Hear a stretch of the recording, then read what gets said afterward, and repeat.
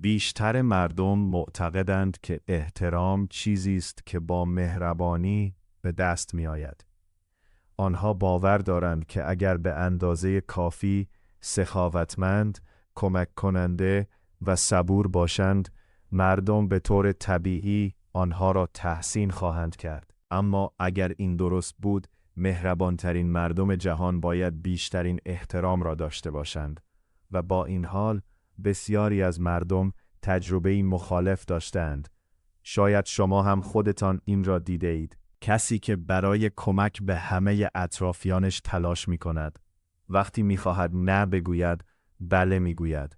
از درگیری اجتناب می کند. سعی می کند همه را خوشحال نگه دارد. اما به نوعی نادیده گرفته می شود. مورد بی‌توجهی قرار می گیرد یا به او بی‌اعتنایی می شود. چرا این اتفاق می افتد؟ چرا برخی افراد به محض ورود به یک اتاق احترام جلب می کنند، در حالی که دیگران برای به دست آوردن آن تلاش می کنند، هر چقدر هم که بدهند؟ به گفته کارل یونگ، پاسخ بسیار عمیق‌تر از آن چیزی است که بیشتر مردم متوجه می شوند. زیرا احترام چیزی نیست که مردم تصمیم بگیرند به شما بدهند. احترام چیزی است که مردم احساس می کنند و احساسات تحت تأثیر سیگنال ها قرار می گیرند.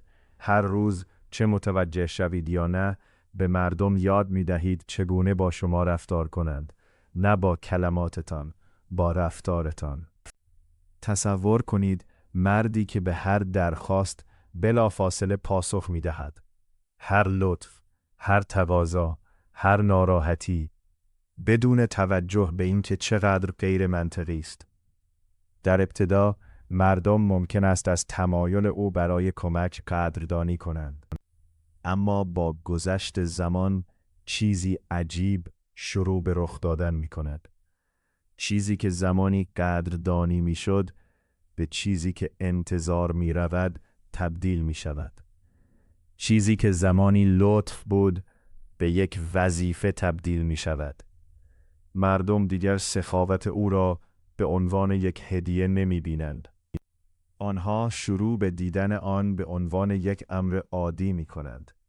و وقتی چیزی عادی می شود، ارزش خود را از دست می دهد. انسانها به شدت تحت تأثیر کمبود قرار می گیرند. ما به چیزی که محدود است ارزش می دهیم. ما به چیزی که می تواند از دست برود ارزش می دهیم. ما به چیزی که نیاز به تلاش دارد ارزش می دهیم. به همین دلیل است که زمان ارزشمند است. توجه ارزشمند است. مرزها ارزشمند هستند و وقتی کسی طوری رفتار می کند که انگار زمان، توجه و مرزهایش هیچ ارزشی ندارند، دیگران به طور ناخودآگاه شروع به رفتار با او به همان شکل می کنند. این اتفاق نمی افتد چون مردم بد هستند. این اتفاق می افتد چون این طبیعت انسان است. کارل یونگ بخش زیادی از عمر خود را صرف مطالعه نیروهای پنهانی کرد که رفتار انسانی را هدایت می کنند. یکی از معروفترین ایده های او مفهوم سایه بود. سایه شامل بخش‌هایی از خودمان است که پنهان، سرکوب یا انکار می کنیم. برای بسیاری از مردم یکی از آن بخش‌های پنهان قاطعیت است. آنها با مهربانی راحت هستند. با موافقت راحت هستند. با کمک کردن راحت هستند. اما با قاطعیت راحت نیستند. با گفتن نه راحت نیستند. با ناامید کردن دیگران راحت نیستند. بنابراین آنها آن بخش از خود را سرکوب می کنند. مشکل این است که چیزی که سرکوب می کنیم ناپدید نمی شود. فقط به سایه ها منتقل می شود. و وقتی قاطعیت دفع می شود، مردم اغلب بیش از حد موافق می شوند. وقتی عصبانی هستند لبخند می زنند. وقتی مخالف هستند موافقت می کنند. چیزی را که نباید تحمل کنند تحمل می کنند. و در نهایت دیگران شروع به حس کردن می کنند که چیزی کم است. زیرا احترام فقط بر پایه مهربانی ساخته نمی شود. احترام نیاز به قدرت دارد. نه تهاجم، نه تسلط. قدرت برای صادق بودن، قدرت برای مخالفت کردن، قدرت برای محافظت از مرزهایتان، قدرت برای ترک کردن وقتی لازم است.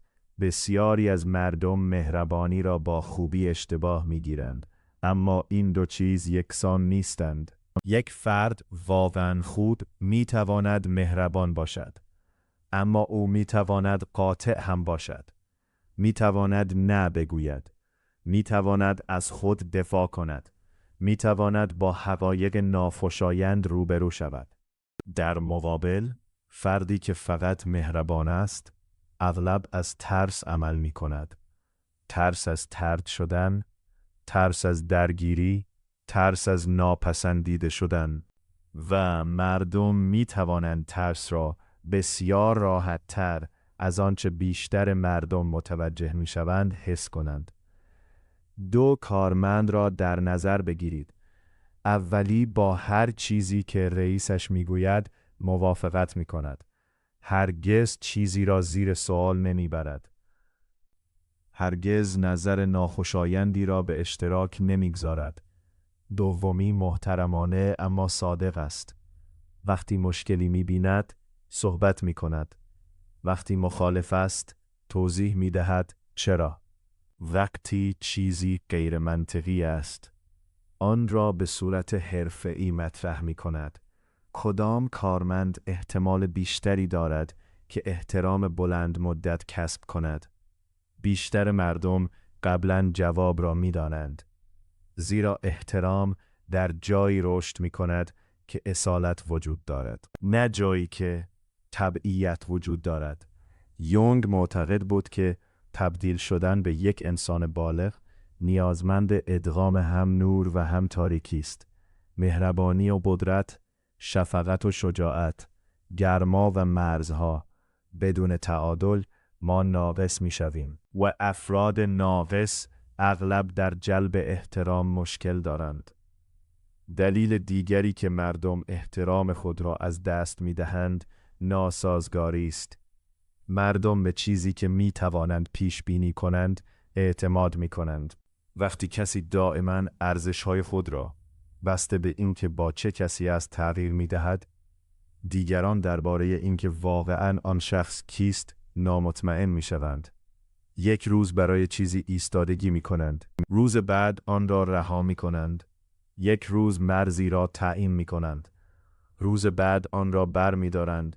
یک روز نه می گویند، روز بعد برای گفتن نه عذرخواهی می کنند. با گذشت زمان مردم دیگر آنها را جدی نمی گیرند، زیرا احترام نیاز به ثبات دارد. مردم ممکن است همیشه با شما موافق نباشند، اما باید بدانند که شما کجا ایستاده اید. به همین دلیل است که برخی افراد با وجود اینکه محبوب نیستند احترام کسب می کنند. رفتار آنها سازگار است. اصولشان قابل مشاهده است. اعمالشان با کلماتشان مطابقت دارد و سازگاری اعتماد ایجاد می کند. حقیقت ناخوشایند دیگری وجود دارد که بیشتر مردم از آن اجتناب می کنند. گاهی اوقات مردم احترام خود را از دست می دهند، زیرا به شدت به دنبال تایید هستند. هرچه بیشتر به تایید نیاز داشته باشید، قدرت بیشتری به دیگران می دهند. حالتان وابسته به نظر آنها می شود. تصمیماتتان وابسته به تایید آنها می شود. هویتتان وابسته به پذیرش آنها می شود و وابستگی به ندرت احترام ایجاد می کند. مردم به کسانی احترام می گذارند که می توانند روی پای خود بایستند. نه به این دلیل که دیگران را رد می کنند، بلکه به این دلیل که نیازی به اجازه مداوم برای وجود ندارند. پارادوکس ساده است. هرچه بیشتر به دنبال احترام باشید، به دست آوردن آن سخت تر می شود. هرچه بیشتر به دنبال تایید باشید، کمتر مورد احترام قرار می گیرید. زیرا احترام نمی تواند درخواست شود. نمی تواند مذاکره شود. نمی تواند مطالبه شود. به طور طبیعی زمانی ظاهر می شود که رفتارتان احترام به خود را منتقل کند و این ما را به مهمترین درس می رساند. نحوه رفتار دیگران با شما اغلب بازتابی از استانداردهایی است که برای خود تعیین کرده اید. اگر دائما نیازهای خود را نادیده بگیرید، دیگران هم ممکن است آنها را نادیده بگیرند. اگر دائما مرزهای خود را قربانی کنید، دیگران ممکن است از آنها عبور کنند. اگر دائما برای وجود خود عذرخواهی کنید، دیگران ممکن است شروع به رفتار کنند به گونه‌ای که حضور شما نیاز به عذرخواهی دارد. همه چیز با احترام به خود شروع می شود. نه تکبر، نه خودخواهی، احترام به خود. باور آرامی که زمان شما مهم است. صدای شما مهم است. مرزهای شما مهم است. ارزشهای شما مهم است. کارل یونگ یک بار پیشنهاد کرد که امتیاز یک عمر این است که به کسی که واقعا هستید تبدیل شوید. و تبدیل شدن به کسی که واقعا هستید نیاز به شجاعت دارد. شجاعت برای متوقف کردن نمایش. شجاعت برای متوقف کردن جستجوی تایید. شجاعت برای متوقف کردن پنهان کردن بخش‌هایی از خود که شما را قوی می کنند. زیرا احترام به ندرت در یک لحظه از دست می رود.